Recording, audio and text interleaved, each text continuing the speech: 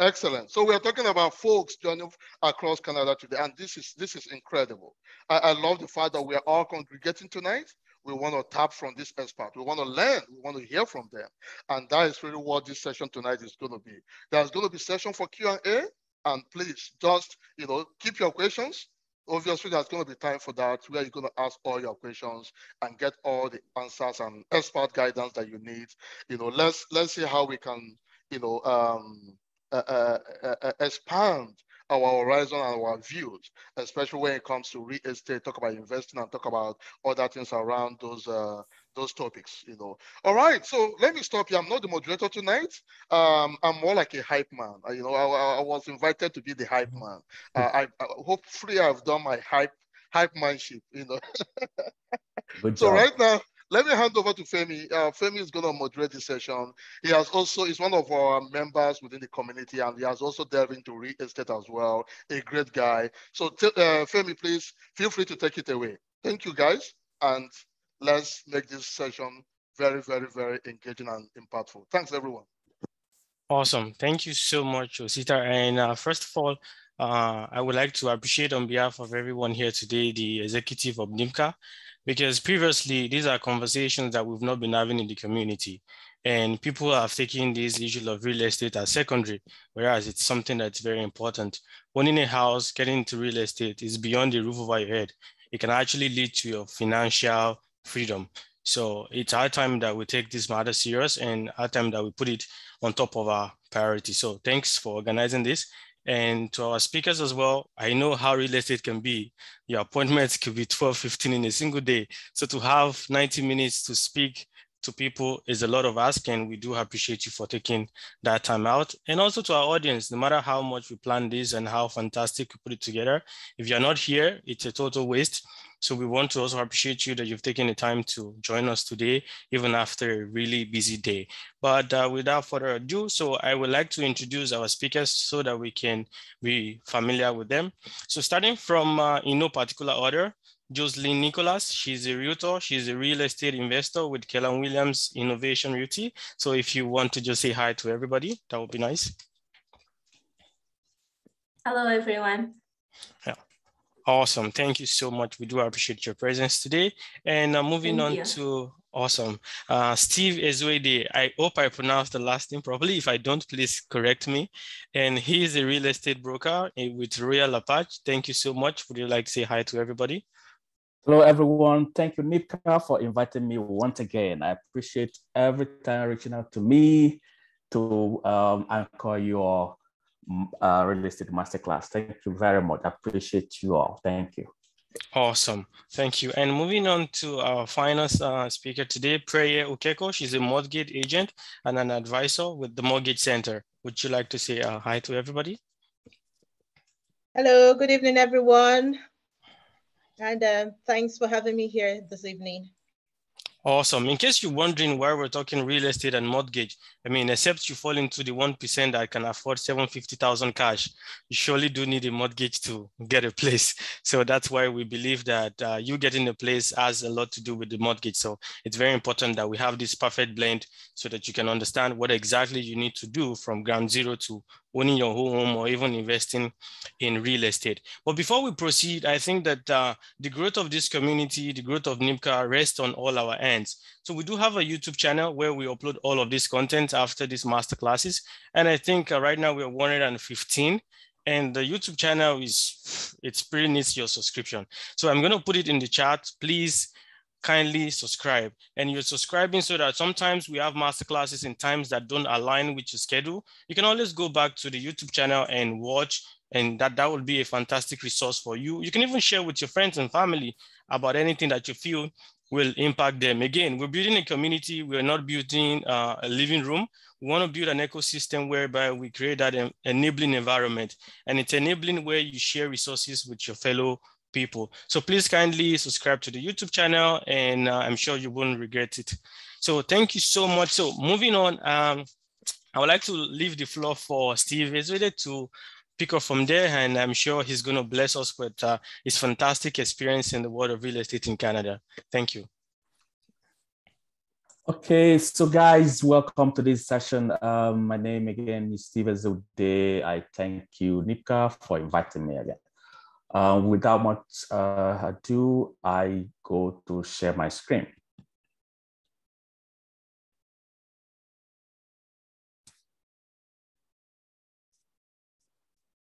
Can the host please enable me to share?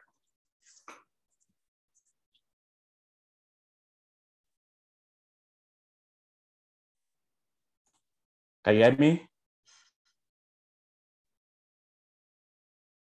Can you guys hear me? Yes, sure. Yes, I believe Osita is doing that. You can share your screen now, Steve. Please go ahead. We can. What happened?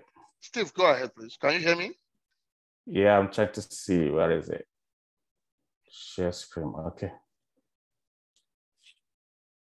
One moment.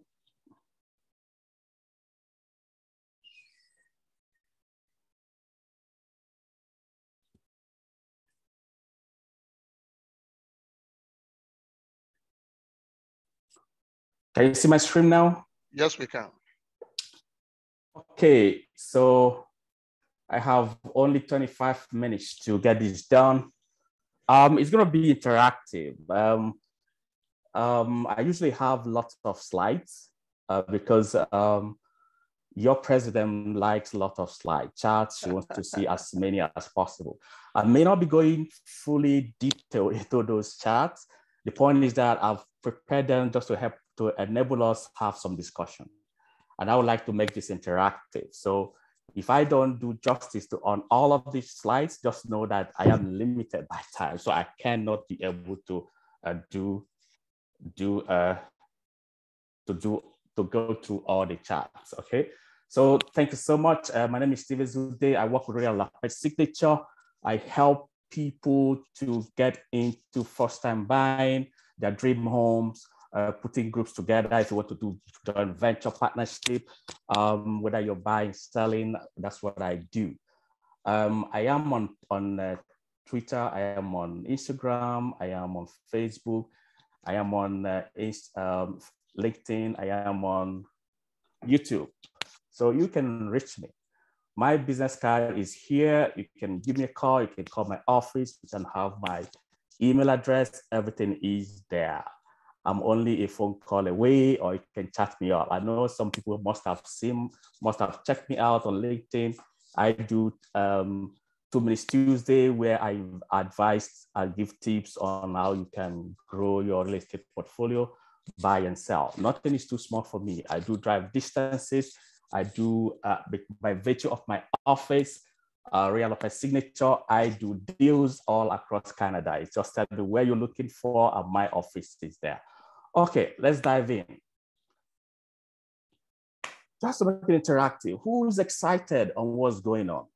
Besides Osita. Osita says who's excited whenever we talk about real estate. Who's excited?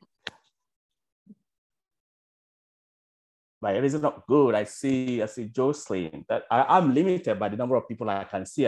Yeah, many hands up. Yeah. Okay, thank you guys. Who's praying for market crash? Okay, many people are thinking about praying. I don't know. My wife is also in that category. She's always praying, let this market crash. I say, well, if the market crashes, a lot of people will still come looking for real estate, and that will create more bidding wars. So it's a good thing. Or whenever I see discussion on real estate, I get excited. Why should I get excited? Everyone should be excited because real estate drives our economy, whether you like it or not. Femi said that, and OC also alluded to it. When you do tech, it's all about this. It's all about cycle. The whole world is interconnected by one thing or the other. When we talk about global businesses, economies, all these are interrelated. So we should be excited to talk about real estate anytime. What's my agenda today? Before coming on board, I was briefed. I said, hey, Steve, you must speak on these 3 items. So I'm obedient. I just want to stick to these three items. Where was the real estate market? What was going on? What to expect? The last time I met with NIPCA, it was November last year. So time changed, and you're going to see what happened and where we transited from up to this moment. So we're going to see that and then know what's really going on, and then what to expect in the next couple of months. Agenda number one, where was the market? In November when we met, we talked about low inventory, supply and demand, which is Economics 101, supply and demand. Supply and demand is always the key on anything. When the supply is low, a lot of people try to grab it and prices go up. When demand is really intense, people chase, maybe 10 people chasing one loaf of bread or stuff like that. And it's interrelated. Cost and supply, they go hand in hand. So we also talked about strong demand, bidding wars. In November up till March this year, we've seen series of strong demands, bidding wars everywhere. And that is not only last year or early this year. Last year, I helped my client put an offer in one of the properties in Saxon Scarborough, and you won't believe it. It's a bungalow, 39 offers. So we might ask, okay, how did the market perform last year or before now? So just to help you digest it. So we saw this low inventory last year up to February, March this year. We saw strong demand. We saw a lot of people took advantage of low borrowing costs.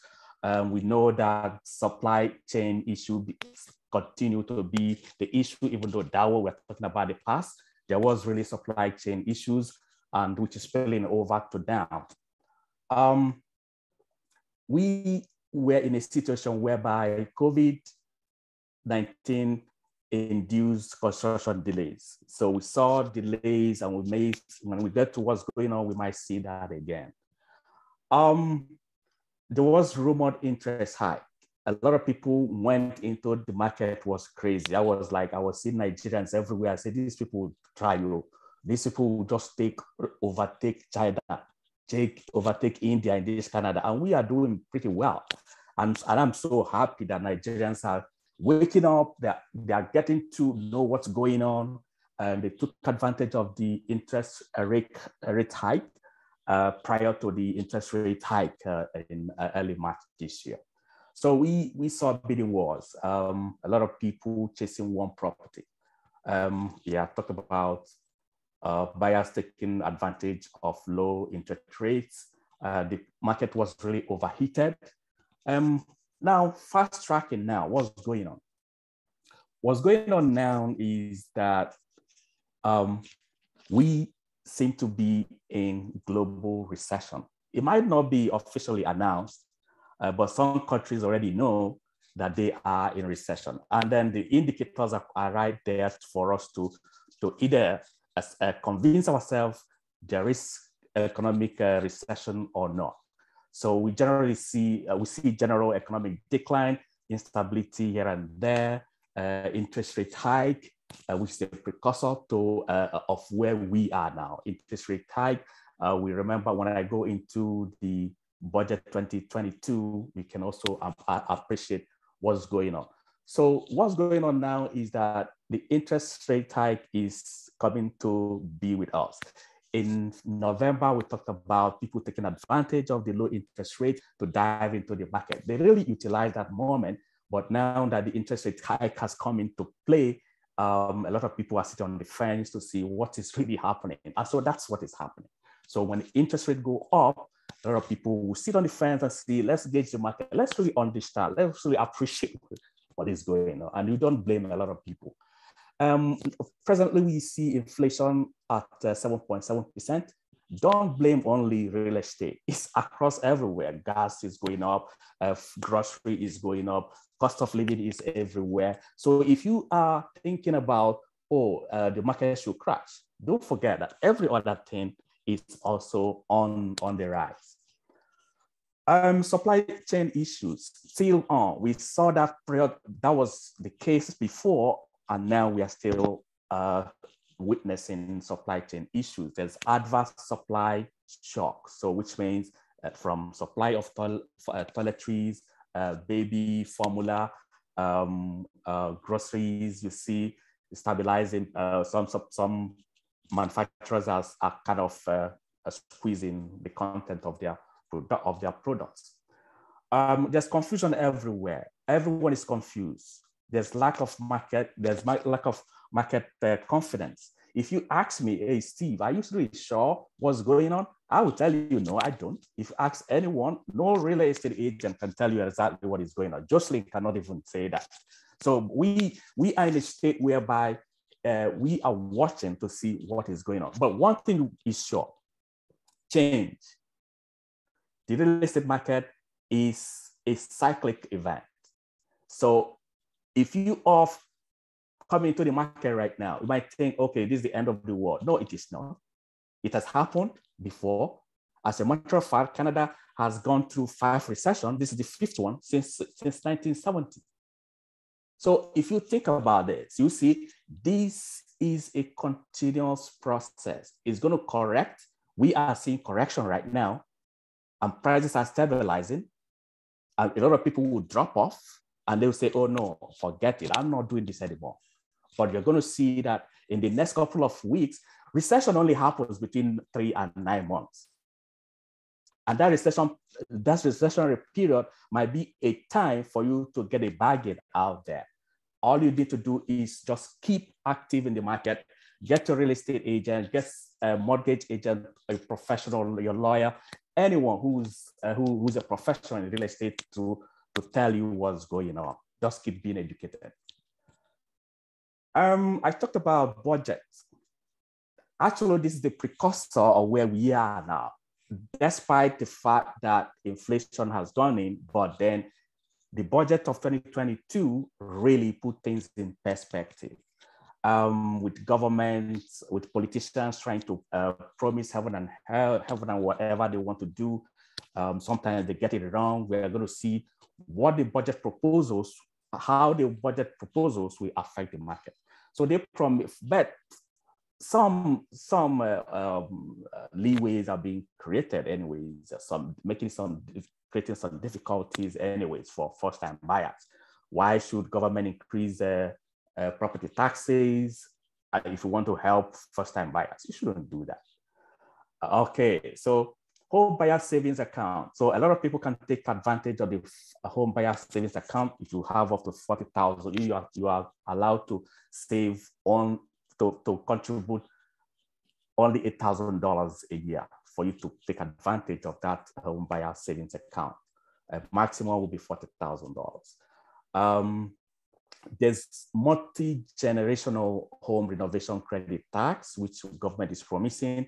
If you want to renovate your home, you cannot afford to buy a new home, you can renovate and you can claim 15% of that of the expenditures. Home accessibility tax, so they're making tax credit, they're making it possible for disabled people to actually modify their home and then have some credit. There's this ban on foreign ownership. So why should government ban foreign ownership? The thing is, they are thinking that foreigners have contributed to the price hike in properties. They were wrong. They have always been wrong. The point is that in view of what happened in 2016-17, the trend was that the research was that only 4% of the buyers were foreigners. So why should you now punish people who are investors and then who will help the economy who will help the housing stock? So residential property flipping rules. Now, when you do flipping, you are taxed fully. There's no more provision for you to save on the capital gain tax, whereby you are only taxed for 50%. No. So assignment sales. Now, when you buy a property and you are buying with the intention purely to assign, you will be subject to HST GST. It's already taken effect, and it started on May 7th. So continuation of what's going on. We think that the housing market has moderated as the interest is being moderated as interest rates rises. So a lot of people are now sitting on the fence. They don't want to go to the market. It's quite understandable because once the interest rate go up, your purchasing power will be eroded. I want to stay put. Either you stay away or you buy something that is so small or within your budget. So we're beginning to see balanced market from from the time the budget of 2022 was announced. We're seeing heightened economic uncertainty, low supply, steady demand that's still in place. I just mentioned that yesterday we put a property was for sale, and then 39 offers were received. So it's depending on where you are at, or the location. You could be in New Brunswick, you could be in BC, could be in Newfoundland. You might be seeing price decline. So make sure that you don't generalize it. It depends on where you're looking at. It depends on the type of property. It depends on the location. It depends on the amenities that property can afford, can provide. Sales decline. It's normal. When prices go up, a lot of people will chicken out. Let's look at the national price map. I try to cover a lot of places across Canada, whether you are in New Brunswick or you are in Yukon. What is here is that prices across board, compared with this time last year, this time means May, because we haven't gotten the June report. So May report is that the average price in Canada for a home went up by 3.4%. Last year, it was $687,000, and now it's $711,000. So despite the fact that we're seeing price decline in some areas, we see that price appreciation. And that's key. When you're thinking that the market is crashing, when you're thinking that everybody's sitting on the fence, don't forget that this is only for a time. So, but yeah, don't think that, oh, prices are falling and then you have to go out there and don't get anything. So because I'm running short of time, I can share this slide with you guys. So in BC price went up from 449 to 514. In Saskatchewan, it went up from 317,000 to 330,000. In Manitoba, it went up from 333,000 to 390. So just spread across Canada. In BC, it went up from $915,000 to $989,000. I'm going to go further to other areas. Okay. So let's see national home sales. National home sale is kind of declining. I'm going to take you just from April this month, April this year, when the budget was announced. You can see here that from May, you can see the decline. So let's start from February. See, from February, it went down. From March, it went down. In April, now May, it went down as well. So from between April last few months ago to last month, it had a sale decline of 8.56%. What about listings? Listing is key. Listings are key because when you are trying to know where prices are going, what is happening in the market, you have to check what is the supply like. So we are seeing that from April 2 months ago to May, there were more listings, even though the price, you're going to see what the price is like. So here's the price index. So you can see between April and May, price went up by 19.76%. You will say, but I thought the budget could have cooled it off. And what about the recession? Recession don't necessarily mean that prices will come down. No, it means that a lot of people, the market is still active. A lot of people are still chasing the only available product, and price will keep going up.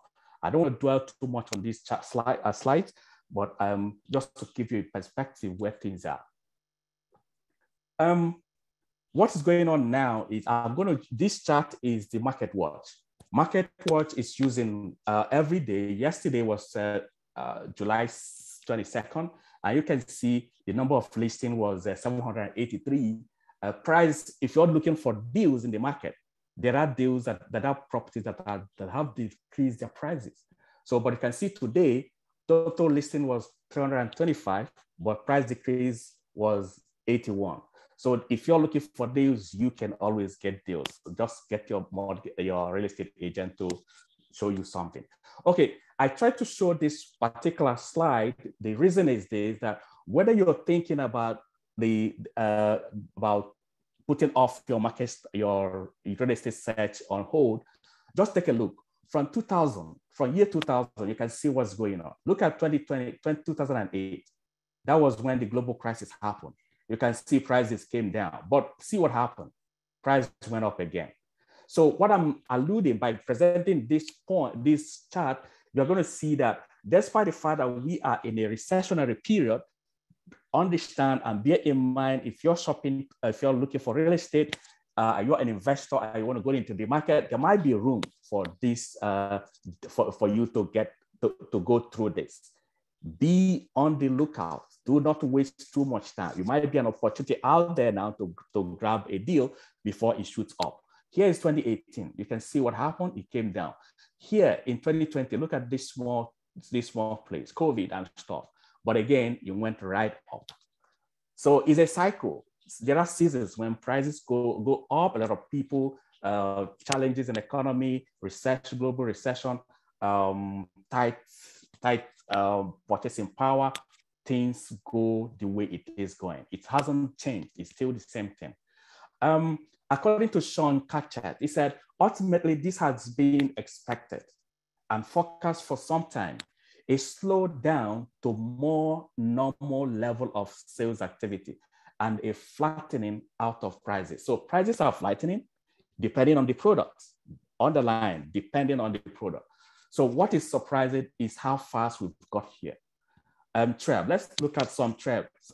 Toronto, this is the regional, even though I covered global, the entire country, but let's look at some stats in the Toronto regional area. So you can see here, the detached home. For detached homes, you can see there are different regions. I don't want to bore you, but the point is that I wanted to show you that we are seeing in the city of Toronto, it's average price is 1.5 something. And for detached home in Durham region, Durham has done very, very well. The average price is now 1.150. Before, average price in Durham was like 600 or something, but Durham region was really on fire. Condo, a lot of people don't want to talk about condo, but if you look at the condo section, you can see where prices in condo is. In the Toronto area, you see an average condo apartment is $782,000. In the outskirts of Toronto, it's about $700,000. So these charts are there for you to grab anytime. Okay, listings. You can see when you go through these listings, you're going to see that we list about 15,000. We have about 15,000 listings every month, giving us a total of about 150,000 listings in Toronto, in the Greater Toronto area. But because we are where we are now, we are having a lot of issues on supply and demand. So the number of listings really determine where prices are going. I want to show you this slide. This slide is sales from 2012. So if you remember 2017, when prices were like what is going on right now, before this budget was announced, the average price in April 2017 was about $940,000. People were so concerned. Government intervened, and you can see how the market corrected. It came very sharply down. But look at now, 5 years after, here's the price. So from $940,000 to $1.33 million in the space of 5 years. Now, because of the budget and because of the interest rate hike, because of inflation, price is coming down. That is why an average person will say, hey, prices are falling down. That's okay, that's understandable, but don't be there for too long.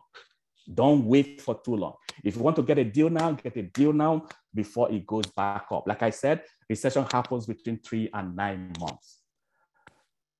Supply is limited. So if you look at from 2012 to 2022, you can see the chart. The average inventory in the market has always been 2 months of inventory. If it goes below 2 months of inventory, it becomes a seller's market. If it goes above 2 months supply, it becomes a buyer's market. So that is why we are having the situation we have now. Because of the fact that the inventory is low, we are having high prices and bidding wars. Okay, so let's say the reason I'm putting up this slide, my time is almost up. I have 19 seconds left. So if you look here in 2017, just focus on prices. Average price was 869,000. Now it's 1.22 million. So you can see the difference. If you bought a home in 2017, 4 years after, you're making almost $400,000. Okay. So look at, I may have to stop here, but you might take 5 minutes. Okay, take 5 perfect. minutes to wrap up. Good, thank you. So this is very important. OC likes this a lot. See, so that's why I've made a lot of effort to still pull it. So this is from 2018. So you can see the ups and down, the ups and down, ups and down. So in 2018, if you were thinking, oh, prices were high, but look at what happened. See February 2022, you see the difference.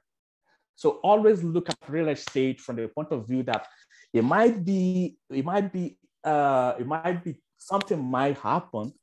The prices are not where you want it to be, but are you going to lose anything? You can never fail. You can't lose out. The only thing you can do if prices get so high, maybe you bought and you cannot close right now, just give it 1 year, give it another 2 years if you can. If you cannot make it, try to reach out to a friend. They say, please, I cannot pay my mortgage. Can you lend me money? Some people will help you out. So the third agenda is forecast. Where are we now? So in the event of in view of what is going on, where we came from in November, now we are in what is going on, inflation, recession all over the world. What is the forecast? Here's the forecast. The expectation is that the market is cooling down. Construction delays. If you bought pre-construction, you might see some construction delays. If your occupancy was going to be February 2020 or 2022, it might extend to 5 or 6 months. Why? It's understandable. Supply chain is issue. Construction workers are on strike. So you might see extended occupancy date. There might be some cancellation of pre-construction. Some developers are already canceling. Some are asking for additional deposits. Some will be forced to sell their properties because they cannot cope due to the hike in interest rate. You might see some co-ownership. Let's say I can come to Joker and say, hey, Joker, I bought a property pre-construction. I cannot cope. Can we co-partner? You'll see lots of opportunities like that. And if you want to dive in. You might see some sitting on the fence. Okay, what am I going to do? I'm waiting. Oh, I can't put my hands in real estate right now. You might be missing opportunities. Understand what I'm saying, that this is a cycle. When that recession hits, it's only for a time period. So according to Canada Real Estate Association, they are saying that with interest rates on the rise and with 5 years fixed rates getting well out ahead of what the Bank of Canada is expected to do later this year, home sales have cooled sharply in recent months. again, remember my story? I said that we were out there and we had 39 offers. Cool is relative. It depends on where. Forecast, what are we going to see? We are going to see that listings will, across Canada, we are going to see about 14.7% drop in properties that will exchange hands, that will be traded. That's the forecast for this year. We see that national average home price is forecast to rise. So this you can see we are in recession. We are expecting the market to close, and we are forecasting that there will be 10.8% rise in prices. So that's to show you that you don't have to sit on the fence. Think about it. Just if you are in the market, if you have the money, don't keep your money in the bank. Go ahead and put it somewhere. Do you need the house? Everyone needs a house, whether you are new in Canada or not. You must need a home. You don't want to rent and then be paying a landlord who is sleeping and making money. Don't do that. Then we're going to see mixed feelings out there depending on who you talk to. There's a forecast. According to CTV News, it said that 1 in 4 homeowners would have to sell their home if interest rates continue to rise. What about that? It doesn't matter. Don't wait for all of them to sell. You might be missing out on some opportunities. Okay, the forecast again, if you look at 2021, you see where the general listing was about 670 across Canada. But in 2022, they forecast that the activity will drop and will also drop further in 2023. What about sales activity? We are going to see sales activity from British Columbia to Nova Scotia. In Ontario, the activity was 270,000 last year, but now we are going to see a decline, which is resulting to about 219,000 activities. In Prince Edward Island, the activity will move before the end of the year. We're going to move from 2,423 last year to 2,292, which is a decline. If you look at Alberta is getting more activity. Why? A lot of people are moving to Alberta, and I can attest to it. Some of my clients moved, and I help them buy properties in Alberta. So in terms of prices, we're going to see the forecast is that, like I mentioned before, the forecast is that price will increase by 10.8% across the board. It doesn't mean it's going to be across the provinces, but it depends again on the location, on the amenities therein, and then the quality of that property. So thank you very much. We cannot exhaust all we have to say about real estate. The time is so short. You can also reach out to me, hear my information. You can chat me, you can call me on all my social handles, and then I can be able to help you. Thank you very much, everyone. Awesome. Nice one. Thank you, Steve. Wow. Thank you so much for a very informative session. We really do appreciate. And I know that a lot of folks are on this masterclass today. You're wondering, oh, there's lots of figures. Where are all these figures coming from? So I will give you a little story about 2 guys who were wanting to jump a hole. And one person came and said, if I just jump this in, I should scale it. Guess what? He jumped and ended up in the hole. Another person came and took a measuring tape and said, let me see how this thing is long. Let me understand if it's something that I can do. And guess what? He measured it and found out that it's not something he could jump, and he turned back. So the moral of the lesson is, when you see all of this figure, real estate is about information. It's not something that you can guess. You don't just go into the market saying, okay, it's time to buy. You need to understand what is the projection, what is the history, what is the market condition. And that's why you see a lot of figures. So it's not a data analysis class, but real estate has to do a lot with information. Thank you so much, Steve.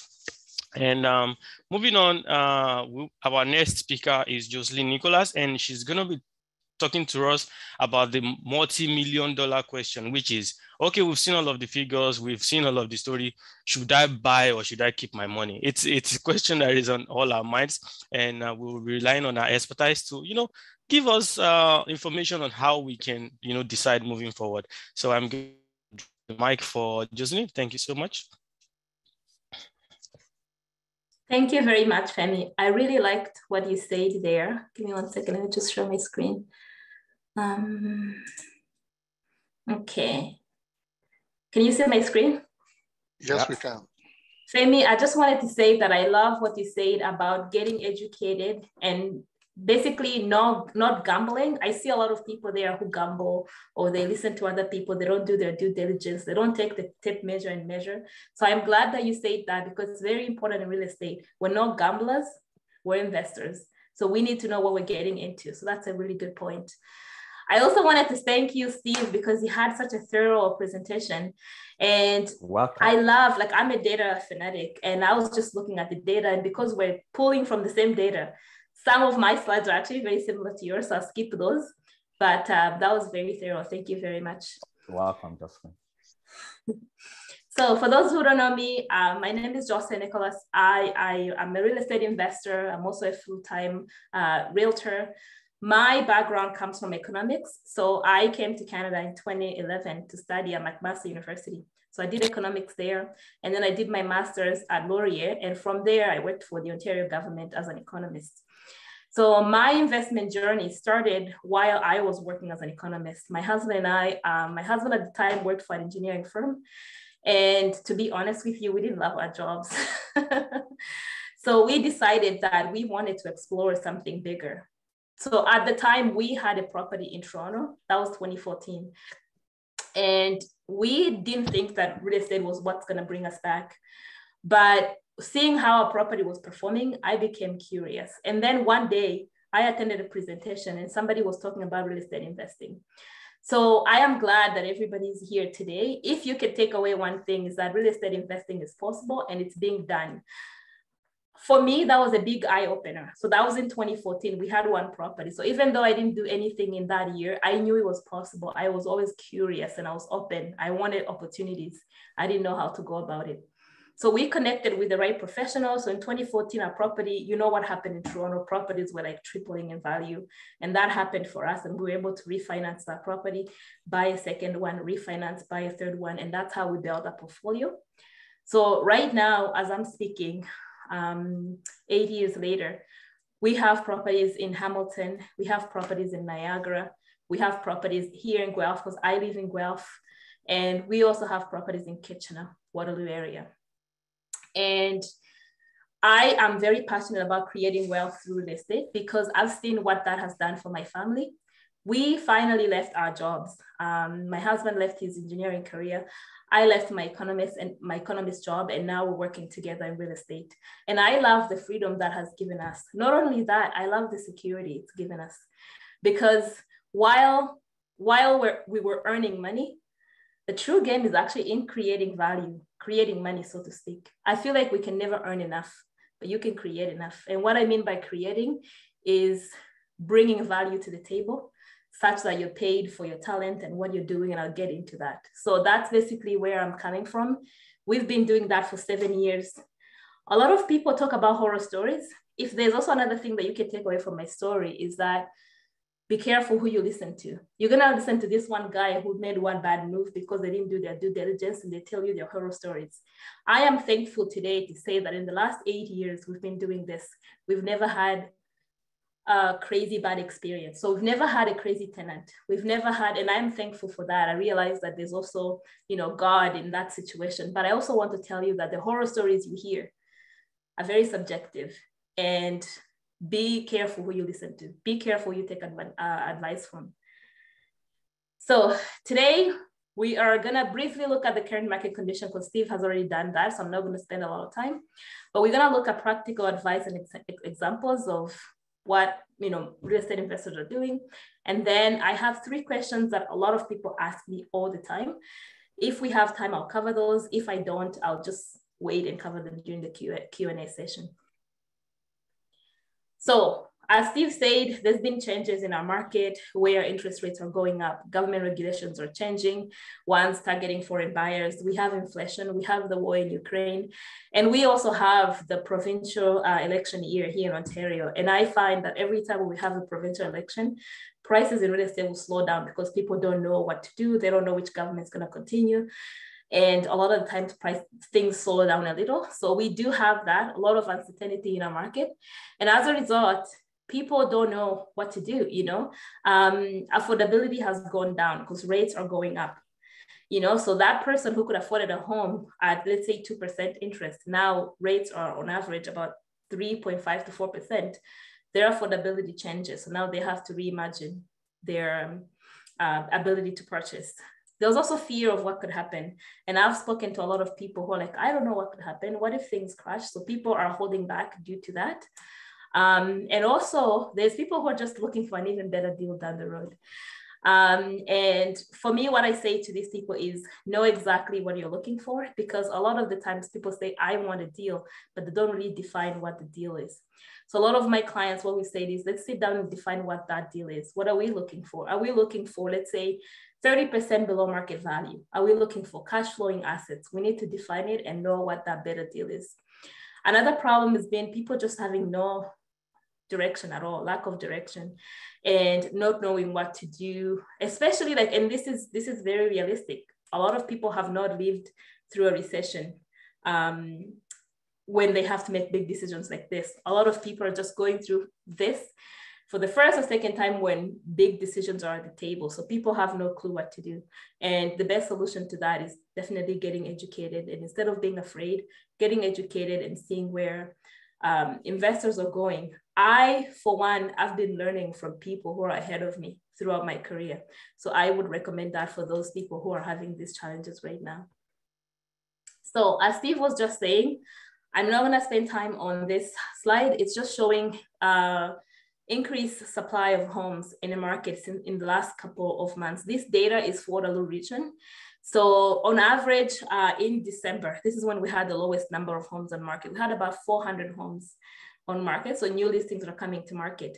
And right now we have over 1,800. So our inventory levels have almost quadrupled, so that shows that deals are out there, as Steve was saying. Deals are out there. We just have to define what they are and go and find them. Another slide that I also wanted to show, which Steve had, was a slide on market conditions in Ontario. This is a 10-year graph that shows what happens in Ontario. And as Steve was saying, the market goes up and down. It is what happens. So one important part too that I was looking at is that curve in 2017 where things went up and then there was a slight correction and the bubble was almost smoothed out. You can see that almost you can connect this dot to that and the market is smoother and prices. What I like to look at here is that the long-term trend is upwards. So what I also wanted to bring your attention to is what's happening today. So right now, this data, I pulled this data today, and you can see that we've almost kind of corrected that bubble. I'm not saying that, it's gonna stop declining. We don't know what's gonna happen in the next few months, but if we can predict, if we can look at data to educate the future, we know that this decline will not be for much longer. And as Steve said, on average, the corrections last anywhere from 3 to 6 to 9 months. So right now, we've been in a correction since March. If you were to ask me, and I can't predict the future, but I can bank that in September, we'll start to see things kick up. And the reason for that, if you look historically, is that September is a strong month. The best time to buy right now, my husband and I have just refinanced a few homes, and we're gonna pick up at least 4 or 5 homes between now and the end of August. Why? Even if you look at the data, the strong years we had, look at last year's data, you'll see that in July and August, most parents are away on vacation, kids are home, so the market slows down. And when things are down, that is when you are actually ready to pick up some deals. So for me and my family, in the next 2 months, we're gonna be looking to pick up some deals. And I'll show you what my deal criteria is. So when you're out there, you know what to look for. So this is a slide that I want to spend time on, is the mindset of a real estate investor.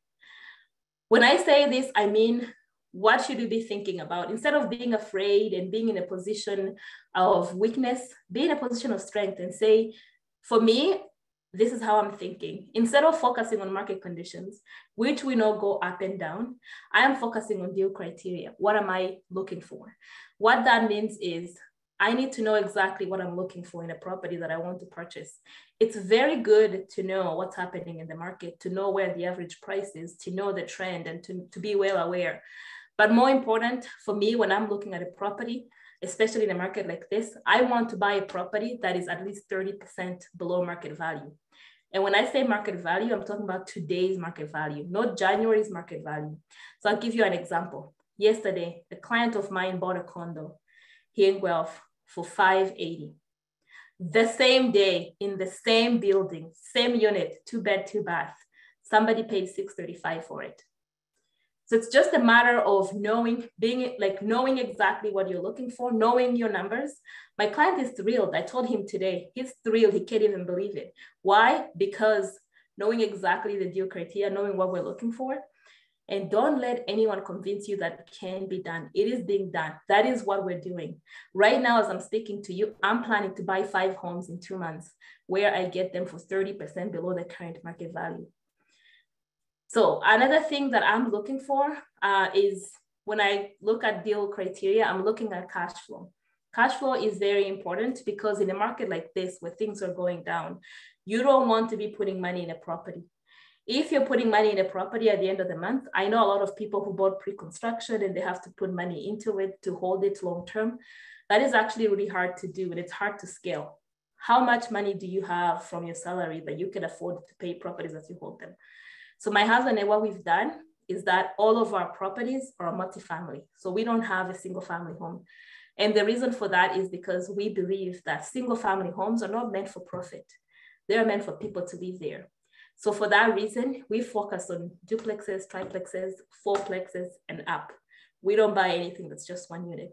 Sometimes we will buy 1 unit properties just because we know we can expand them. We can make them into multifamily. So that's the only time we will buy a single family home. Key point here is make sure whatever deal you're looking at, 2 things, you're buying your way under market value, such that even worst case scenario, the market goes down another 10%, you're still covered because you bought way under market value. And secondly, make sure that it's cash flowing. In Ontario today, with the rates that we have, I'm gonna tell you right now, it's gonna be almost impossible to find a single family home that will cash flow. That is almost impossible. So if you're looking from an investment perspective, you want to be looking at multiple units. If you look at a single family home, make sure that you look at a property that has the possibility of being converted to a duplex or a triplex. Because if you don't do that, there's no way you're gonna cash flow, given the rates and the conditions that we have right now. Another thing that I'm looking for right now is opportunities for higher rate of return and on my investment. And guess what? This is the best time to find those kind of deals because there's more motivated sellers than there's ever been in the few years that we've been buying homes. Right now, there's more motivated sellers because there's a lot of people who believed in January and February that the best thing you can do is buy and then sell. Now we have a lot of families who've already bought a home and now they still have theirs. Now that maybe some of them have already moved, they're still covering 2 mortgages and they want to let it go. I know families who've already bought properties in other provinces. In fact, a mom at my daughter's school was just telling me yesterday, she's like, I need to get rid of my property. We're moving July 2nd, moving to the east side of the country. People like that, those are the people you come in and you solve their problems. You're able to get such a good property for a good deal. Right now, I call different agents, have a conversation. And a lot of them are saying, look, my client needs this. Who do you know? And because right now there's more motivated sellers and there's higher opportunities for a rate of return on my investment, it is the best time to buy. So if I was to answer that $1 million question right now, should you buy? I would say absolutely. Focus on deal criteria, opportunities, the deal itself.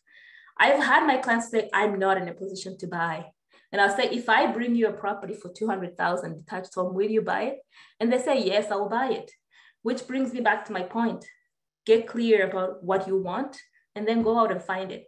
Because if you wait, we never know if the curve is at the bottom until it starts going up. You might miss out on the opportunities that are in the market right now.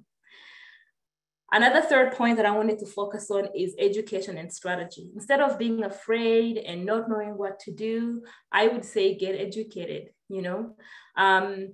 More than anything, I would say follow people who have been where you're going. Right now in my investment journey, a lot of people on my team are actually real estate investors. And what I mean by that is my mortgage broker, he's an investor. He's way ahead of me. He has like 100 and something properties. My lawyer, he's an investor himself. People, I surround myself, even my inspector, the person I get to come and inspect properties, even actually our contractor. Why do I surround myself with people who've been where I'm going? Because there's a rule of association, you know, and I learned this. These are some of the things that I've learned that have pulled us towards, you know, up. You are the average of the 5 people you surround yourself with. So if you surround yourself with people who are negative, they don't think about owning homes, they've had a bad experience in the past because they didn't do their due diligence, those people will hold you back. But if you surround yourself with people who are smart, they're positive, they're working hard, they know the market, they've been where you're going. From a mortgage perspective, for example, my mortgage broker, I come across different issues because when you get to a certain number of properties, banks start looking at you a certain way. And I've heard people who say, oh, the bank can give you a mortgage once you get to 10 properties. That's not true. We're still getting financing, you know? So people who say that is because they haven't been where you're going or they haven't been where you are. But if you find people who've been where you're going, then they're able to solve some of those problems that you come across. Right now, one of the things that, and this is something that I say to all my clients, I'm in a position where my mortgage broker has said, look, as long as you have 20% down payment, you will always have a mortgage. And I'm sharing that because for somebody who has no clue how this works, they would never say that. And in fact, you find people who tell you, and it also this comes from a place of care. You know, these are our family members who care for us. They don't want us to get in trouble, but they don't know enough to give us the advice. That's why I was saying, always be careful who you listen to. See who you want to take advice from. Another thing that I'm seeing investors are focusing on right now is long-term vision versus short-term uncertainties. What I mean by that is a lot of the properties that I'm buying right now, they're long-term. Even the ones we bought in the past, we always look at long-term because we're buying for retirement. We're buying for our kids' education. My kids are still young. So by the time they're ready to use those funds for education or to use those funds for something in the future, I still have a good 10 to 15 years. For my retirement, I still have, I don't know how many years, maybe 30. So because of that, I'm not so focused on what's happening temporarily, even though like things are right now, prices are, you know, declining and things are softer and in different markets. Steve, you're right. We're not seeing much of that in Toronto, but in markets surrounding, like in Guelph, Kitchener-Waterloo, we do see a softer market. Niagara, we see a softer market than we had in January and February. So right now, I'm not panicked for 2 reasons. One, my properties are all fully rented and they're each cash flowing on average about $1,000. So I'm getting $1,000 of cash flow on each property. Why would I sell it? So I'm not worried. Second, I know that I don't need those funds for a while. So I am not in a position to sell. So when you focus on the long term versus right now, I would not encourage anybody buying a flip. I've had some of my clients who've come to me and say, hey, I'm looking for a flip. I don't think it's a good time to flip unless you buy something off market and it's an amazing deal. But right now, I would not recommend that. So I'm looking more long-term versus short-term. Another thing that gets me really excited in this market we're in as an investor is that there's a high demand for rental units. If you look around, you'll see that every time we have uncertainty in the market, rents go up because there's higher demand for rental units. Why? For 2 reasons. One, people are afraid, those who were ready to buy, and some of them even had pre-approvals at lower rates, they've decided not to buy and wait and see where the market goes. So those people are high quality people who have good income and they don't want to buy, they just want to wait and rent. Those are the ones who just go and compete and pay extra on rent and therefore increasing the rental amounts on average. Another thing that's also changing is that now rates are higher. So investors who are getting mortgages right now in this market, they have to charge higher to cover their expenses. So for that reason, rents are going up. So what I'm seeing right now is that there's a lot more high quality tenants. What I mean by high quality tenants is they have high income, they can afford to buy a home, they're both working, but because of situations and circumstances that the family is going through, they can't buy. Perfect tenant. And if you have a perfect family, most of these people, you take very good care of them, they will stay. And that's why we've never had any problems in our properties, because we find we have a good property, we find a good family, and we treat them well, and they just stay. We have people who've stayed in our properties for the last 8 years, they haven't moved. So that's something that gets me really excited. Now, if you're thinking about buying a property, where should you start? So the first thing that you should do is definitely get pre-approved. And I know there's a mortgage broker on this webinar. You can connect with her or somebody that you know, somebody that you feel is going to be able to help you, but get pre-approved. And the reason why this is the first step is we can't go shopping unless we know the budget, unless we know what you can qualify for. All other conversations can wait. So the first thing is to get pre-approved and then set clear investment goals. What do you want? Why are you investing in the first place? Have a big why. When we started investing, I had such a big why. And I'm speaking for me because my husband is not here. But for me, I really didn't like his job. So my husband was a civil engineer, and so most of his work was, he built the LRT in Kitchener-Waterloo, but he was also working on Metro projects. Most of those, they work weekends and evenings because that's when there's less traffic on the road. So they were working most evenings and I hated it. I just wanted us to be together as a family. So that was a big why. And I didn't care where we had to jump or what we had to go through to get to our goal. So once you set goals and you know why you're doing what you're doing and you know what your budget is, then we need to get a good understanding of desired deal criteria. So once we know what your goals are, what you're looking to achieve, for me, what we wanted to achieve was cash flow such that we could comfortably leave our jobs. Two things. Once we leave our jobs, we lose our cushy, fancy retirement package. By the way, I found out after that it wasn't cushy at all. It's just something they tell you because you're working for them. I found out after I left my job that my retirement package, which is a government package, would have been like $3,000 a month.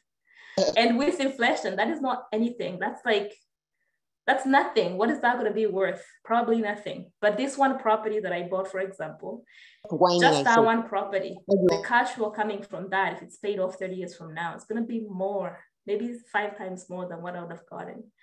So that's why I'm just like, get a good understanding of where we're going, get a good understanding what kind of deal is going to go get you there. So we wanted cash flow. So we wanted to make sure that every single property we get can give us on average about $1,000 in cash flow. And we do get that. So then we said, okay, if we need $1,000 of cash flow from every property, how many properties do we need to cover our expenses? So our kids are young, we still have daycare expenses. So we needed about $10,000 a month. So then we need 10 properties. That's easy. Then we said, okay, let's go get 10 properties with a cash flow in $1,000. And that's how we left our jobs. And once we get a good understanding of what you're looking for and what we should be looking for, you need to team with an expert realtor. And I'm going to say this, who is also an investor. And the reason I say that is because if someone has not invested, it's hard for them to give you investment advice. I just find that's just how it works. And as I said, a lot of people who surround me are all investors. And I've found that by working with people who are investors, let me tell you a story. The first time I went to my lawyer, I used to have a really good lawyer who's so good at legal. And he said, please, Jocelyn, don't get into real estate. There's just so much red tape there. People can sue you. His job is to protect me. His job is to keep me from being sued. And if I had listened to him, I would still be working my 9 to 5 right now. But I'm glad that I didn't listen. I would take his legal advice but I'm not going to take his investment advice. So if you work with somebody who's not an investor, find a line somewhere where you know what advice to take from them and what advice you can't take. A lot of people, and remember, what I find is a lot of people say from a good place, they want to protect you. It's not like they want to hold you back from something so great. They don't know how to protect you. So in case of my lawyer, he did not want tenants to sue me. He did not want, I don't know, any negative thing that could come from real estate. So he said, don't do it. And I said, I'll take your legal advice. So I'll do anything right. But I'm going to go and invest, because that's everybody else on my team who was an investor was telling me to do that. Point number 4 is to complete your due diligence. So I've had a lot of clients who say to me, oh, I bought this because the builder said it was a good deal. The builder's not working for you. The builder is looking at their own bottom line. So complete your due diligence. Even if I'm a realtor, even if I give you data, it's still your responsibility to verify it and make sure that it's accurate. Because I see a lot of people who say, oh, somebody made me do this, somebody made me do this. It's not anybody who made you do anything. You didn't do your due diligence. So a lot of people make that mistake of not doing their due diligence because they trust somebody else. Another point is we need to stick to due criteria. So we've gone out with clients, we're looking for an investment property with 3 units, have all the numbers, everything is good. And then they see this home that would be a dream for their family, still within our budget, but it's a single family home, for example, and it would not meet the criteria for what we're looking for. So we have to go back and say, hey, remember, we're looking for an investment property. So we need to stick to exactly what we're looking for. Because if we change direction, we will not get to our desired goal of getting you to where you want to be. And then point number 5 is to avoid some of the common mistakes that a lot of novice investors make. I do have a video actually on my YouTube channel on what these mistakes are, and in short, I'll just go through them. And one of them is poor tenant selection. That's one big one. What I'd recommend is to have a good system in place or have a professional help you in selecting tenants. Another one is over improving the property. So people buy an already perfect property and they go in and they do more to it. If you invest your money in a renovation project that's not worthwhile, as an investor, you're not going to make that money back. So that is money lost. So don't do it. Another thing that I see a lot of people make is... Sorry to cut you, Jocelyn. Yes. We will have to round up in a minute so that we can. I'm really sorry. I mean, I'm really enjoying every flow and it's really awesome. Yeah. But, just so that we can manage the time and allow people to go to bed. Tomorrow is still a working day. So I'm trying to manage the time. Yeah. So we'll have to round up in a minute. Okay. So I'll just continue. I think I have maybe only one slide left. Just a few questions. And we can get to those in the Q&A session. And here's my contact information. If anybody wanted to contact me, one of the easiest ways probably to reach me is through my phone number or my email, jocelyn@jocelynnicholas.com. And I am on social media as well. And my hashtag or my handle is Jocelyn Nicholas. And that's on Instagram, Facebook, and YouTube, and LinkedIn as well. So if you look for me, you should be able to find me. Thank you very much. Thank you so much, Jocelyn. And I must say that I really learned a lot of things so I'm a real estate agent myself. And I'm a licensed realtor. So pretty much I can understand everything that you said. And for people around here, when the question is that should I buy now or later? It's not a yes or no question. So if you follow through on the conversation, you have to understand that the most important element is the reason. Why are you going into the market? What exactly are you aiming to get? So just to add some flesh to every fantastic thing that you've said. So for folks, you have to understand the reason why you are going to it and what you aim to get. So that should be the driving force behind your decision. Thank you so much for a wonderful session. I was really blessed. I have a lot of jottings here already. Probably I have to organize some private sessions with you, but we'll talk about that later. Thank you so much. Absolutely. Thank you. Awesome. So moving on, like I said in the beginning, except you are probably the junior brother to Drake, or you manage his airplane, you probably don't have enough money to pay off a $750,000 property. So we have to speak to our mortgage agent, and mortgage agent is quite important. They're almost like a family member when they start working to you, because a lot of people don't understand that getting a house is a journey, and it comes with a lot of process, credit monitoring, not getting into debt, clearing off some unwarranted expenses. So without further ado, I will leave the floor for prayer to educate us on. So now you've decided that you're buying to live there. You've seen that property, but you're not Drake's cousin, so you don't have that 750,000. And we are looking to prayer to educate us on what exactly is the influence of mortgage, or why we even having to talk about mortgage in buying properties. Thank you, prayer. I would leave you to take it from here. Thank you, Femi. And for Jocelyn, for Steve, that was amazing. I really learned a lot. The presentation was lot of good information, a lot of interesting things. So thank you so much. And Femi for actually setting the contest here. Thank you. The mortgage broker is, like you said, once they start with your transaction, it's not just for that mortgage. It's till the end of the term, till you've completed paying for that property. So that's what we are out here to do. I'm going to quickly share my slide so that I can go through the topic that has been given to me for today. 1 minute.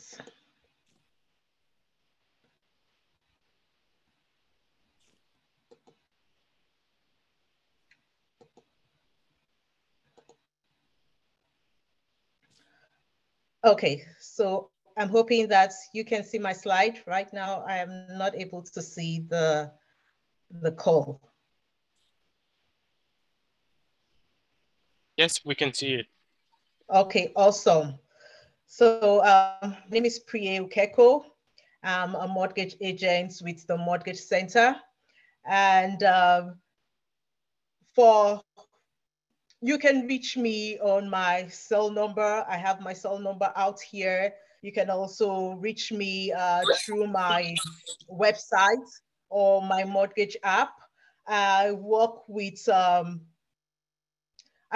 different lenders. The question is, why do you need a mortgage broker when you can basically just walk into the bank? Number one, the banks will provide you just their products, and their products might not meet your specific need. But a mortgage broker, a mortgage agent has access to varieties of lenders, a wide range of lenders, and they will be able to look for a product that would definitely fit your particular situation. That is the advantage of using a mortgage broker over going straight to your bankers. And also, mortgage brokers would also provide you with a deep understanding of how to maximize your borrowing power. That brings us to our topic for today, which is the fixed and variable rates. Also, we'll be looking at the interest hikes and the different pathways to financing. So let's quickly jump into it, and that's because of our time. I've given us like a brief description here of what a fixed mortgage rate is and a variable mortgage rate is. I know a lot of us would already have this information, but I just made it really short, and I'll just go into it. For your fixed mortgage, you know, the interest rates and the payment are fixed. While the variable mortgage fluctuates with the market interest rates, which is known as the prime rates. It's either, you know, when you have the prime rates, currently the prime rate for most of our big banks is 3.7. And this is also determined. How is this price, or how is this prime rate determined, or what actually drives this prime rate? The prime rate, I really don't want to go into the details, but I'll just mention it here, is determined by the Bank of Canada's overnight rate. That is what actually determines the prime rate. And before we actually go into the interest rate hikes, let's quickly look at the pros and the cons of the fixed and the variable mortgage. One of the pros for the fixed mortgage is that, you know, that rate is set. You have a fixed amount that you're going to be paying monthly. You just set it and you forget about it. There's no anxiety. You are able to budget. You know exactly how much you're paying at the end of the month. And it's just like, it's the risk is really reduced there. And whereas for the variables, you know, for the variable, the rate is going to change, determined on the prime rates. The prime rates, usually for variable, you have the prime rate minus a certain percentage. That percentage, therefore, is fixed, but the prime rates will always change if there's a change in the Bank of Canada overnight rate. And you know, going to the cons, right? For the fixed mortgage rates is that basically we'll say if the difference between the variable rate is significantly lower, it may not be worth paying the premium for the stability. That is for the fixed rates. Whereas on the variable side, historically, we've known that it's been proven that the variable rates are less expensive over time. So that is basically a very high level description of and the pros and cons of both our fixed rate and variable rates. So going further, basically to our next slide is the interest rate hikes. And basically this is really a hot topic. Rate increase. So far, there have been 3 rates increase, and we're expecting another increase. There was another 3 increases. There are going to be 3 more increases in the overnight rates, which will, of course, impact the prime rate. The next increase is going to be happening July 13th, not so far, and thereafter, I think September or October, and there's going to be 1 more before actually 3 interest rate increases before the end of the year. So how does this interest rate, how is it going to impact us? How does it really affect us? So in a nutshell, and just to simplify it, is that this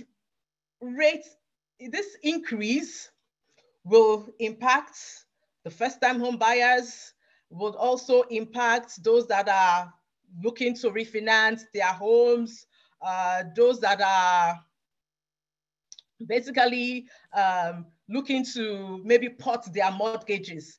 And how does it really impact us? Number one, because of the rate increase, there is actually the rates you're going to be, the amount you're going to be qualified for would actually reduce. For example, I don't have it on the slide here, but I will give a shot as explaining it. The current fixed rates, right now, fixed rates is as high as 5%. When you go to the banks, you see their posted rates for a 5 years fixed rate. We're looking at 5%. And before the rate increase, the qualifying rate was 5.25. So if you're qualifying on the interest rate of 5.25, you are able to you're able to actually qualify for a larger amount. But right now, with the rate increase, we're looking at the qualifying rate also increases. For a 5-year fixed term mortgage of 5%, your qualifying rate will be plus 2%, which is 7%. So the amount of mortgage that you're going to be qualified for will be less. It reduces the amount of mortgage that you'll be qualifying for, whether you are a first-time home buyer, whether you're looking to refinance and all that. It actually impacts these scenarios. But how can we go about it? Definitely, there are options. There are options. And that is why really you need to work with a broker that is able to break things down, a broker that is able to really look at the numbers and look at the different lenders, that has a wide array of lenders that they can tap into and find a product that fits you. Also, a broker that is able to provide you with a product that will give you more, that allows you more room, your mortgage approval, a higher mortgage approval for you. So number one, as I've written here, it makes it because of the increase in rates. It's at this point in time, it's better to choose a variable rate mortgage, right? So when you choose a variable rate mortgage, the variable rate, like I said earlier, is prime minus a percentage. So right now, the variable rate mortgage is lower than going fixed. So with a variable rate mortgage, your interest rate is lower. Also, your qualifying rate is lower, which also allows you more room to get a higher mortgage. Also, because of because of everything going on, the government's trying to curb inflation and increases going on, we really don't know what is going to happen in the next 2-3 years. So why not go for a shorter fixed term mortgage? Let's say a 2 years or a 3 years, even if you're not going fixed, 2 years variable, a 3 years variable. We're not going that length of time like 5 years as we would normally do before. So that's it really has modest advantage relative to a 5 years fixed term.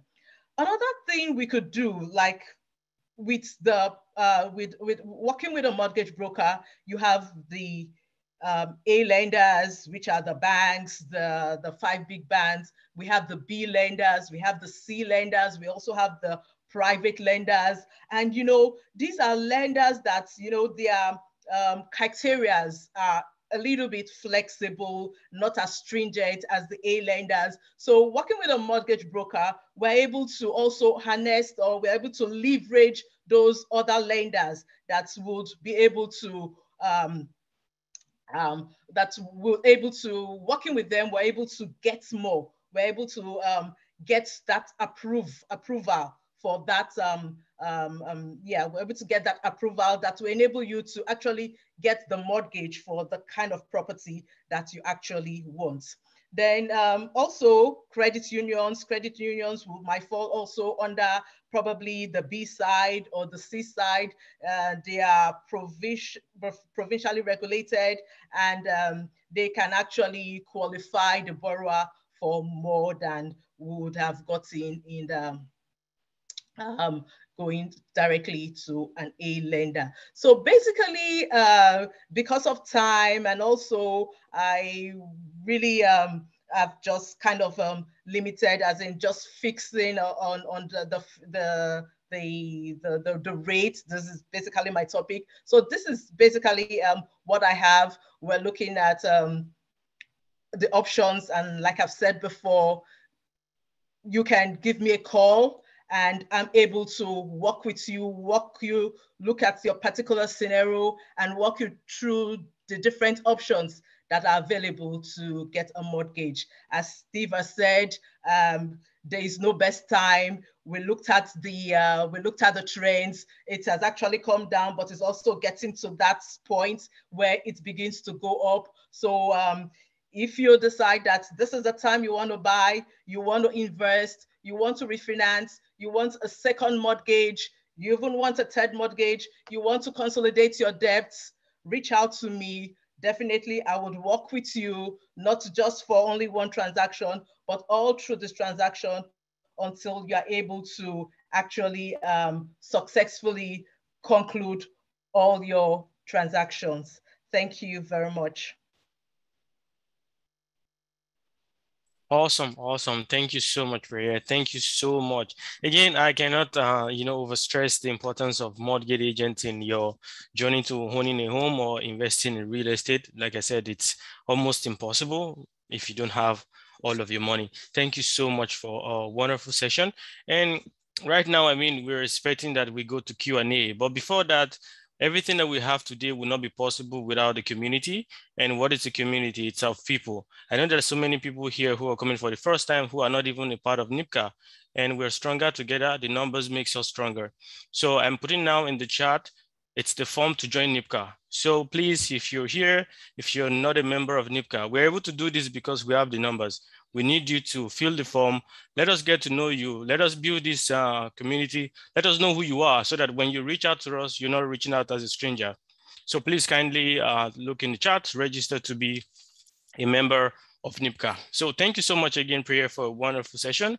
We would be closing this masterclass by 10, which means we have 22 minutes. So now we're moving to the Q&A, and it's structured that we'll have 15 minutes for in-house questions and the remaining 7 minutes for the questions in the chat. And just a way to make sure that we're able to maximize the time from the question perspective. If you have a question, please, let's make it as brief as possible, hit the nail on the head. And for our panel as well, please help us answer as fast as possible so we can accommodate more questions. So if you have any question, kindly use the reaction button. You can raise up your hand, you can laugh, you can use whatever reaction you want, whichever resonates with your mood at the moment. So let's, and I have a hand that is raised. It's from Miriam. Miriam, can you please unmute yourself and ask the question? Thank you. Okay, thank you. Thank you. Thanks to all the wonderful speakers for sharing their knowledge and for NIPCA for putting this together. So my question is to Jocelyn, actually. So 2 questions. For newbies who want to go into real estate investing, do they really need, like, what kind of investment are you looking at as a startup capital? What size of investment? And then how would you advise in terms of education, how to educate ourselves on the situation in the market? So that's the first question. And the second question is, I heard you talk about cash flowing properties. Just from my research, there's an impression that properties in Canada are very difficult to cash flow. So how would you speak to that? Thank you. Thank you very much, Miriam. Those are all valid questions, and I get them more often than not. So I'll be quick. For somebody who's trying to get into the market right now, the first thing, the easiest way to simplify is think of your first property. How can I get my first property? So if you think of it like, how do I get 10 properties? That's a much harder question to answer. But what I like to say is get your first. From your first, you get your second. From your second, you get your third. And it's not a get rich quick situation. It's gonna take time, but focus on getting your first one. So I would go to a mortgage broker and say, what is it gonna take for me to get my first property? And that's how you get your first. And when you have your second, you say, what is it gonna take to get a second property? And you keep going. And second question, where to get education? That is a good question because you want to filter out the noise. There's a lot of noise. Like, maybe I shouldn't even say no, things that wouldn't be applicable. For example, I spend a lot of time learning things about the US, and that somebody who is doing what you want to do, or somebody who's been where you want to go. So in my case, I had to find a mentor in my market who understood this market, and they were able to actually help me build my first few properties. Cash flowing properties in Ontario, as I said, yes, if you have a single family home, it's not gonna cash flow. So when you're in Ontario, you want to focus on 2 things. One, you want to look for multifamily. And second, you might have to go outside GTA. You might want to go and buy properties that are within, like Niagara, Kitchener-Waterloo, Hamilton. Hamilton is a good one. I also like Hamilton, and if you're on the east side, you want to look at Oshawa, Kingston, and those markets, and stay away from GTA, because I've heard that we used to be in GTA, but we left. Like, we used to have properties in Toronto and we left because it was just getting too expensive. Okay, thank you so much for the answer, and I hope that that answers your question. I know that there's so much to explain, and we wouldn't, wrap up this session if we want to get into the nitty-gritty and the full details. So moving on to the next person, I'm Olajide. Can you please answer your question? And please, again, be brief. Let's be direct so that we can actually use the time for a lot of questions. Thank you so much. I also want to say thank you to NIPCA, for Sita, for everybody, most especially my friend Steve. It's good to see you. My question is, you again. Yeah, what's the ideal credit score for someone that wants to approach the bank, that's one, or approach the broker? And also, if there's a situation whereby a group of friends are trying to come together, if there's any of them with a lower credit score, would that affect? And that's all. Yeah. Thank you. I hope you got my question here. Yes, we did. Yeah, Priya, go ahead. Yes, I could speak to that. And for credit score, it's very important that if you're buying your property, that's one thing that you should actually work on. Therefore, some very, very simple tips that will help you to actually increase your credit score within a period of 1 month. So it's always advisable that if you're planning to buy a property, yes, rates is the hot topic now, but credit score is as well, is as important as well. That being said, it doesn't mean that if you have a credit score of lower than 600, you wouldn't be able to actually get that mortgage approval. It only means that we will not be able to go to certain lenders, but definitely there are some other lenders that will work with even between 500 and 550.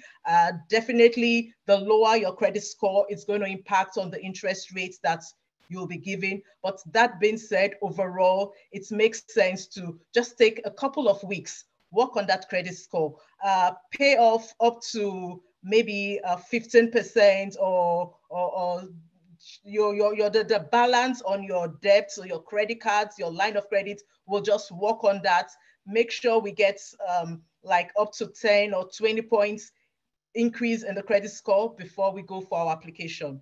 I can give you those tips and we can work on that then before putting in those applications. Hope that answers your questions. Thank you so much, and I hope that answers your question. Thank you. He nodded in affirmation. And moving on to the next question, I will call on Esther. Again, please, let's keep it brief, short, and concise. Thank you. Hi, my question is to Priya. For someone that already has a mortgage running, how can the person get a second mortgage and what does it take? Thank you. Okay. So thank you. All you need to do is to put in an application. And so depending on when you bought that property, depending on the equity that you have already in the property, that would determine how much that we can take out as a second mortgage.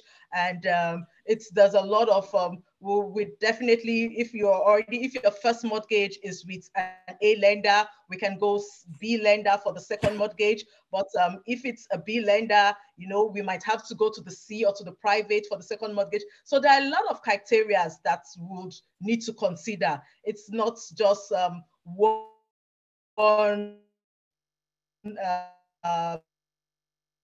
cap fits all. We have to take it on a case-by-case basis, but definitely if you're looking for a second mortgage, you can reach out to me. I would put my number on the chat and we can discuss your particular case. Thank you. Thank you so much. And for moving on, I will call on Fumi. Fumi, can you please ask your question? Please, let's keep it brief as well. Good evening, everyone. My question is just a follow-up on Esther's. It's regarding refinancing. So looking at the current market trend, so if you already have a home and you want to refinance, and the broker is, you have a lower interest rate right now, and then the broker is offering you a higher one right now, is it a good deal? Should you take it or just wait or look for another opportunity? Okay, so that's a very interesting question. You know,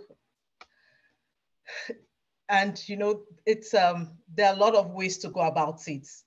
Your first rate was really very good, depending how much was that first rate, what was the rate, and if you're refinancing the whole mortgage, what rate are you getting? What's the differential? How much are you going to be what will be the new interest, and how much more are you paying basically with the refinancing?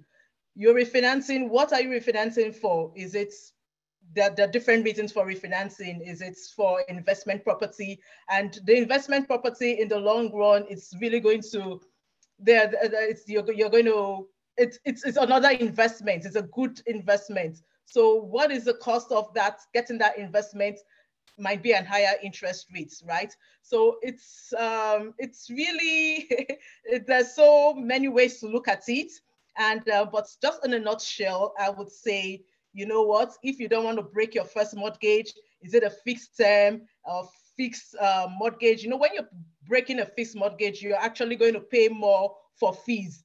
If it's a fixed mortgage, I would say no, because you're going to pay so much for the penalty.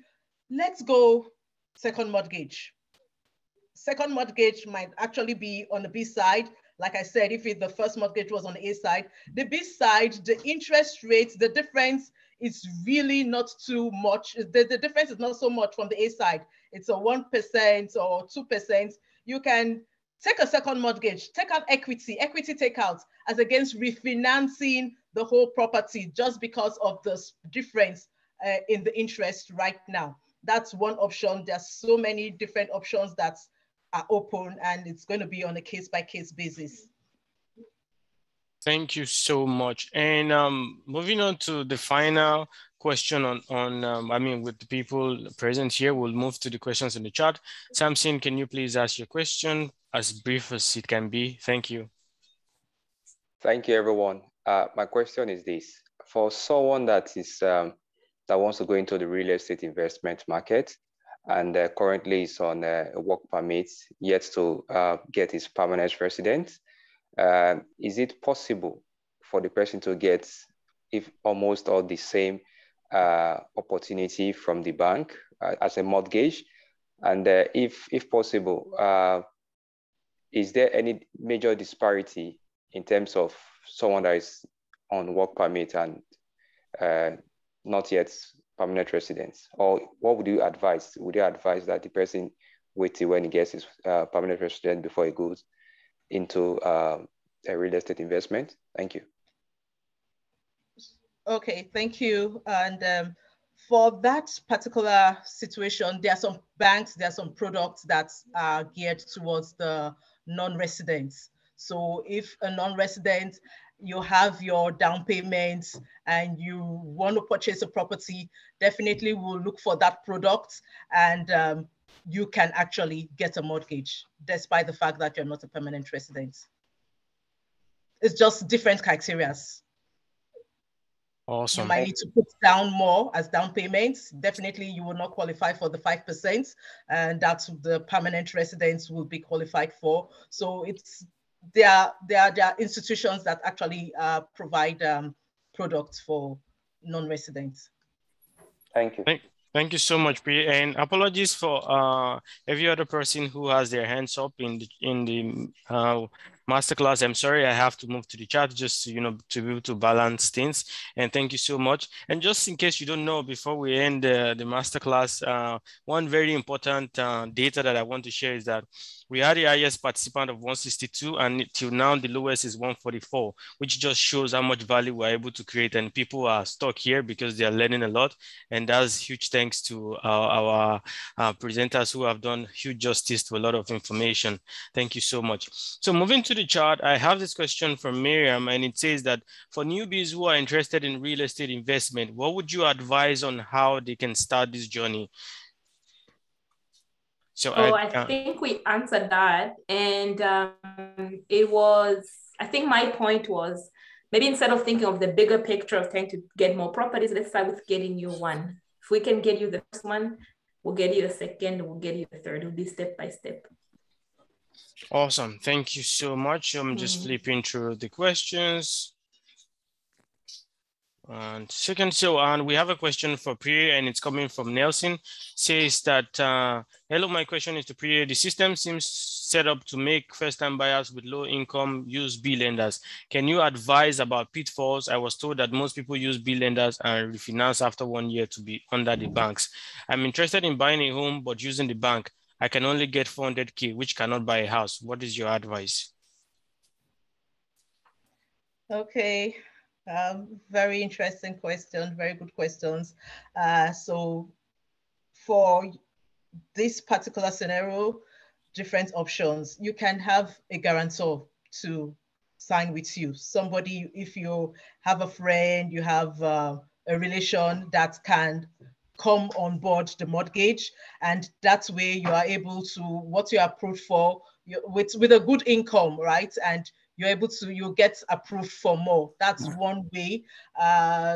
Definitely, when you are approved, if you can get more as down payments, that will help cover the difference from the property that you're buying. That's another way. And like our Steve had mentioned, Jocelyn had mentioned, the prices of houses right now, I think they are, it's down. So this is definitely a good time to go into the market. If you feel, I believe, this is not my my specialty, but I believe that even within what you are approved for, definitely, when you go to the bid side, we're able to make it stretch a little bit, but still working with your realtor with what you are pre-approved for. They can also help you get that property within your range. And you can also reach out to me. I could actually look at it and see exactly how far we can stretch that. Probably, I don't know how you got that pre-approval, but if you can be pre-approved for more, I can help you look at that and see if we can work on that. Thank you so much, Ray, for doing justice to that. And like I said, I'm really so sorry. I wish I could keep everybody to the midnight where we can answer all of the questions, but time, unfortunately, is not our friend. And that will be end for the Q&A. Again, like I said, this is a really big community. And what we try to do is to change our lives by giving us information. So this is Real Estate Today. We have a lot of masterclasses that turns on career, relationship, pretty much everything that you need to be successful in Canada. So again, if you've not registered to be a member, I don't know what you're thinking, but it's free. So you don't even have to send any interact to NIPCA to be a member. So please kindly be a member. It allows us to reach you quickly. It allows us to send information to you directly, and you will not be missing out on anything. So I want to use this opportunity again to thank everybody from Steve Ezwede to Prayer to Jocelyn. I mean, like I said, I'm a real estate agent myself, but trust me. Femi, can you hear me? Yes, I can hear you. Yeah, please, can we take 3 more questions? Just 3 more.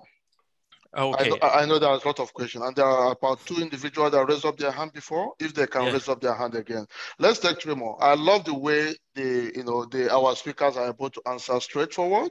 That is also very, very helpful as well. So we can take 3 more, 30 seconds, because I know for sure there are a lot of questions. So let's take 3 more questions.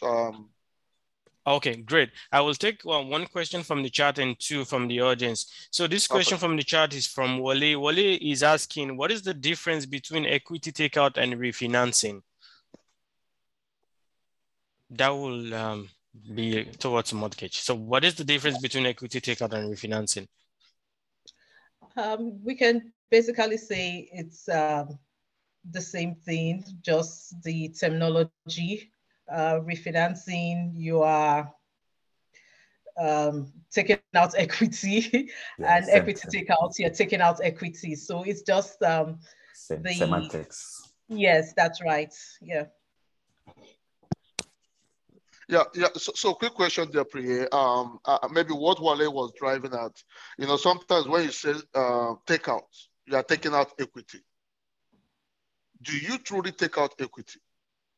Because I've seen folks that want to refinance, right? And for example, they do refinancing, they have HELOC, the home equity line of credit, as part of the refinancing. And if, for example, you are going for a mortgage, if you have tampered with that money, it will be factored in as a liability, as a debt for you in the overall calculation. So do you call that takeout? That is not really takeout. Or do you have actual takeout where you're able to take out and that particular money you've taken out will not be impacted in the liability calculation when you are taking another mortgage? Whichever way, if you refinance, the balance of your mortgage increases, right? So if the balance of your mortgage increases, it's going to be, your payments will increase as well, your monthly payments, depending on the interest rate. So that will also impact your ratios when you have to go in for another mortgage. And if you take out equity, maybe via HELOC, line of credit, or if you take it out through a second mortgage, it also increases your debts, whichever way your debts is increased. And so in one way or the other, it will affect your ratios when you're going in for... So you cannot eat your cake and have it? Yes, yes. We can put it that way. All right, thanks. I think that's what Wale was trying to drive at. Thanks for that. Awesome, thank you so much. And I will call on Wendy to please ask the question. Yeah, thank you so much for the opportunity, and thank you to all the presenters. That was awesome. And all thanks to NIPCA for organizing this amazing section tonight.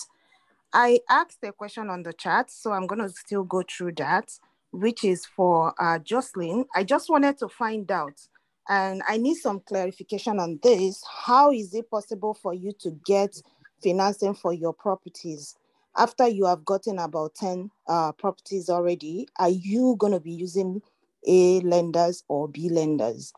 I always hear some people say it's not possible for you to go through A lenders simply because you have already gotten number of properties. But tonight, I think I overheard you saying it's possible for you to still go ahead and have some properties, even after having up to 10 or thereabouts. Please, I need some little clarification. Thank you.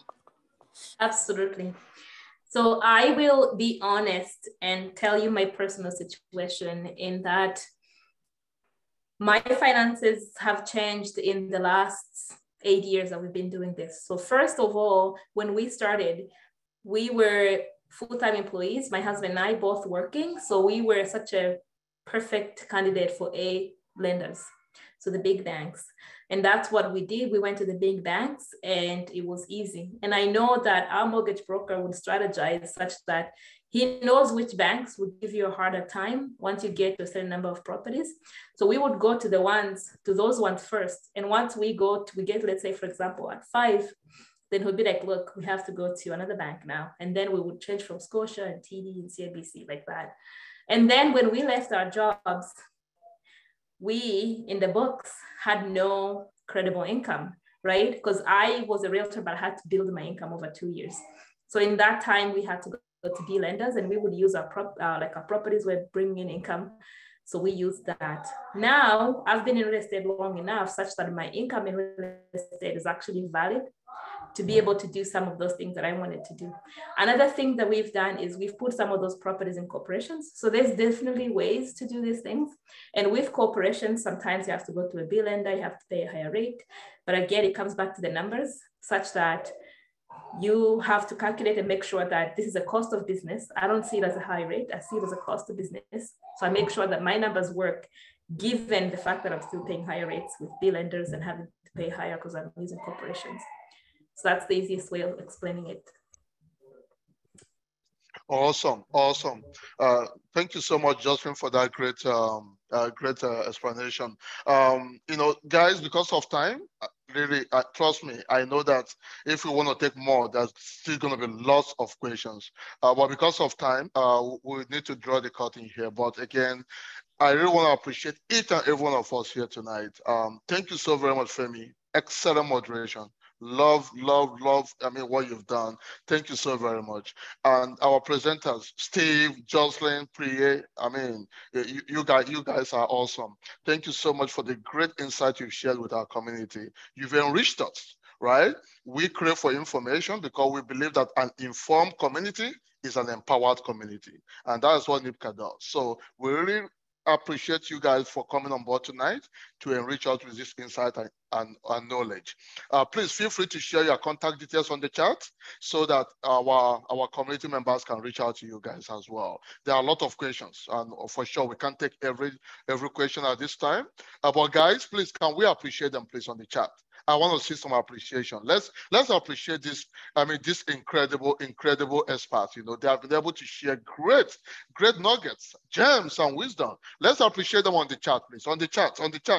I want to see some appreciation on the chat, please. Okay, on the chat. Let's appreciate them. Let's appreciate them. Let's appreciate that they have done incredibly well. You know, with great insight, great knowledge that they have shared with us tonight.